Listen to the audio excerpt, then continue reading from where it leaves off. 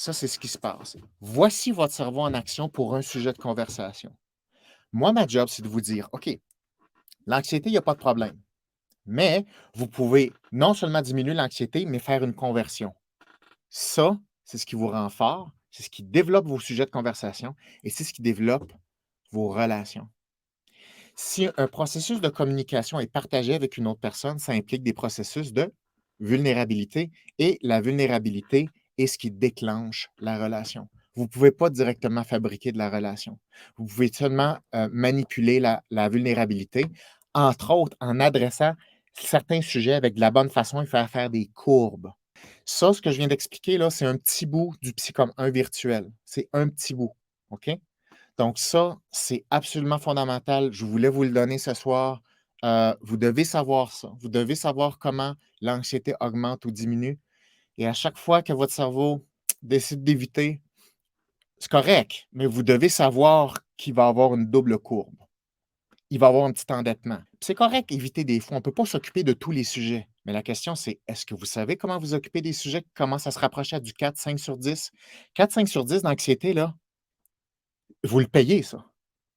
Vous vous levez le matin, on paye. Vous devez payer votre 5 sur 10 toute la journée. Votre cerveau, il faut qu'il feed ça pour un sujet.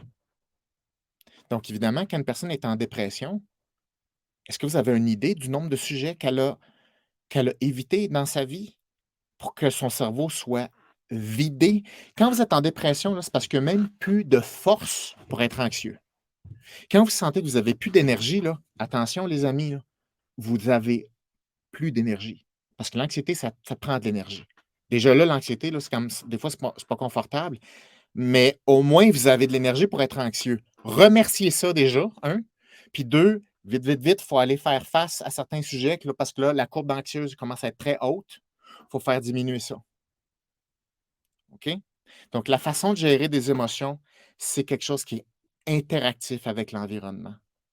C'est pas vrai que c'est avec la pensée positive. C'est pas vrai que c'est avec la gratitude de regarder les oiseaux puis dire: «Ah, il faut que je respire, puis il faut que je sois content, puis il faut que j'apprenne à respirer, puis il faut que je sois dans le moment présent». Je m'excuse, c'est enfantin ça. Ça relève du Père Noël, ça relève des licornes, ça relève de la magie. Ça fonctionne pas, OK? Si ça fonctionnait, je le ferais, puis j'enseignerais ça. Je me casserais pas le bessic à faire ça. Ça se fait pas.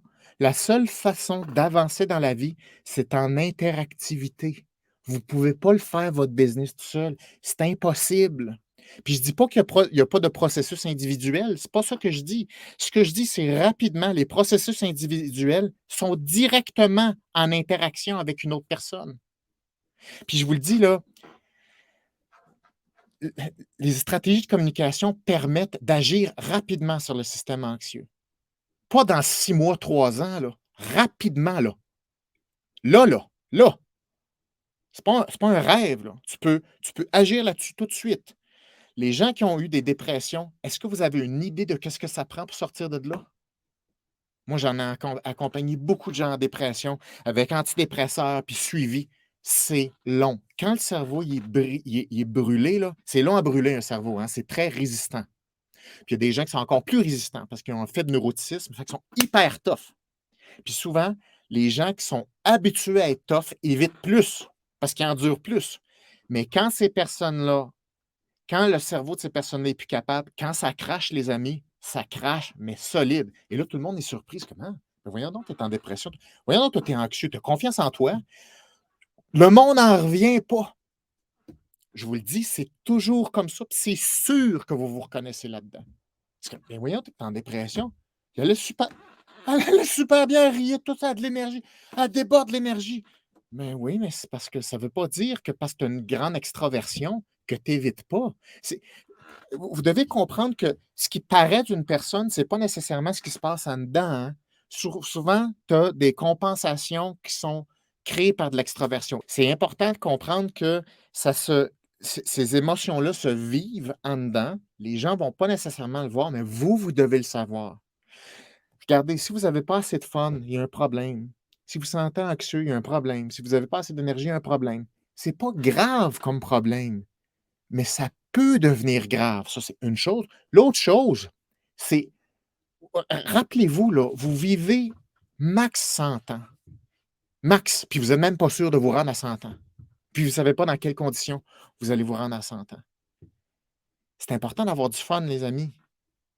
C'est quoi du fun? Le fun, c'est de développer sa vie, relever des défis, faire apparaître des forces qu'on ne pensait pas qu'on avait, se lever pour une raison. Ça, c'est du fun. Le fun, c'est pas consommer quelque chose, puis relaxer, puis se faire masser dans un spa. C'est pas passif comme ça.